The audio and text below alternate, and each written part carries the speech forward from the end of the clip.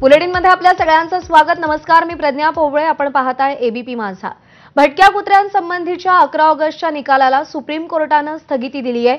भटक्या कुत्र्यांना दिल्ली एनसीआर बाहेर काढण्याच्या आदेशांना स्थगिती मिळालेली आहे। 11 ऑगस्ट पासून पकडलेल्या कुत्र्यांना सोडण्याचे आदेश दिले गेलेत। कुत्र्यांचं निर्बीजीकरण करूनच सोडा असंही सुप्रीम कोर्टाने सांगितलंय।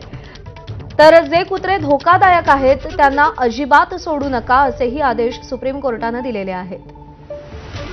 सोमेश कोलगे आपल्याला अधिक अपडेट देतील। सोमेश, कुत्र्यांसंदर्भातल्या नव्या आदेशात सुप्रीम कोर्टाने काय म्हटलंय?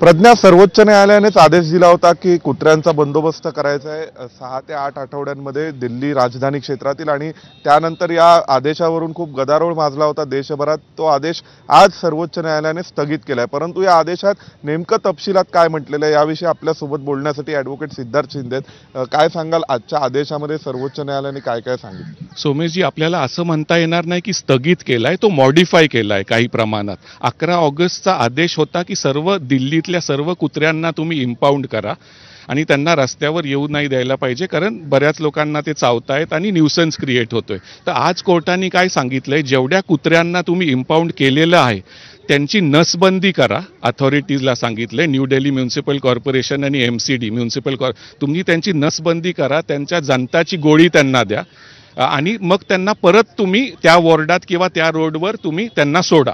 आणि जर कोणी कुत्र्याला तसं रस्त्यात खाऊ घातलं तर त्यांच्यावर गुन्हा नोंदवला जाऊ शकतो। दर वॉर्डात एक फीडिंग पॉइंट असेल, त्या पॉइंटवरच तुम्ही कुत्र्यांना खाऊ घालू शकता। तर ही ऑर्डर अशी आहे आणि ह्याची व्याप्ती कोर्टाने वाढवली आहे।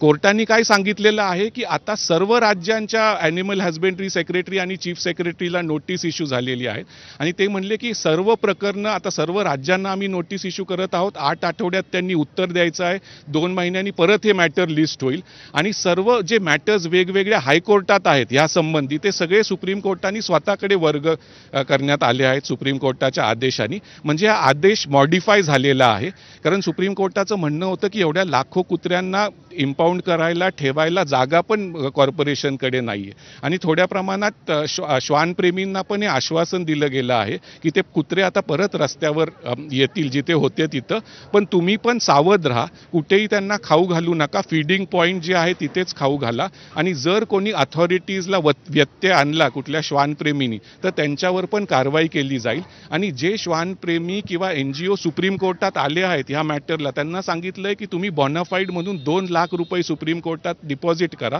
जे 2 लाख रुपये श्वानांसाठीच पुढे त्यांच्या वेलफेअरसाठी वापरलं जाईल। त्यामुळे कोणी उठून सुटून इथं येऊ नका, जेन्युइन लोक आहेत त्यांनीच सुप्रीम कोर्टात यावं आणि आपण एक नॅशनल पॉलिसी करावी गव्हर्नमेंटनी ह्याच्यावर, त्यासंबंधी सुप्रीम कोर्ट काय आदेश देणार आहे।